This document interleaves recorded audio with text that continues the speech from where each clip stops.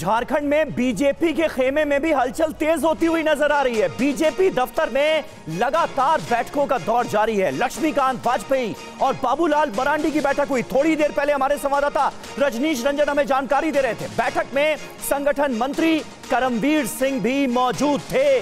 तो हलचल बढ़ती हुई नजर आ रही है। हमारे साथ स्टूडियो में दो खास मेहमान मौजूद हैं।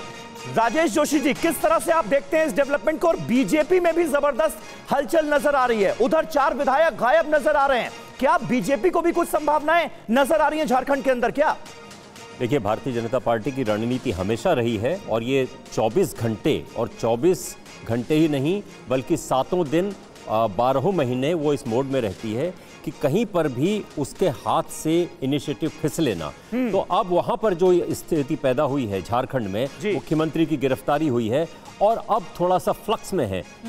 वहां से विधायक अगर उनकी तरफ आते हैं तो ये भारतीय जनता पार्टी की जीत। भारतीय जनता पार्टी इसमें खामोश या सिर्फ स्पेक्टेटर अलग से बैठ करके देखने वाली पार्टी कभी नहीं रही है। हाँ।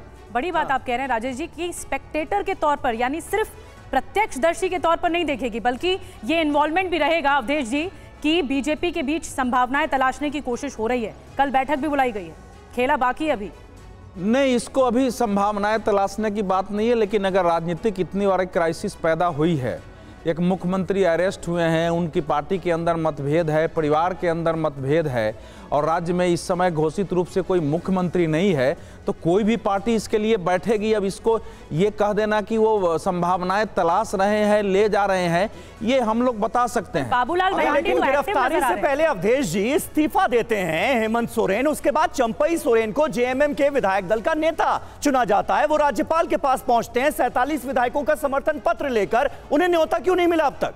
समीर अब्बास जी, जब इस देश में 1996 में अटल बिहारी वाजपेयी को सीधे सबसे बड़े दल होने के कारण बुला लिया था उस समय के राष्ट्रपति ने, तो उसके बाद उस पर सवाल उठे थे। उसके बाद सेंटर में भी जब भी दावा पेश किया गया तो एक एक विधायक का हस्ताक्षर करके लाइए। 1998 में अटल बिहारी वाजपेयी को KR नारायणन ने एक एक विधायक के हस्ताक्षर करवाए थे।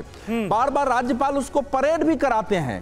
तो केवल आपने अंदर चुन लिया है, बहुमत है या नहीं है, जब तक राज्यपाल सेटिस्फाई नहीं हो जाएंगे किसी को भी सरकार बनाने के लिए नहीं बुला सकते। मतलब इसमें शक शुबे की कोई बात आपको नजर नहीं आ रही है जहां तक बीजेपी के लिहाज से अगर हम इस पूरे घटनाक्रम को देखते हैं? तो इस समय की स्थिति नहीं है। बीजेपी के पास बहुमत से अभी 25 सीट तो उनकी ही है। ठीक है।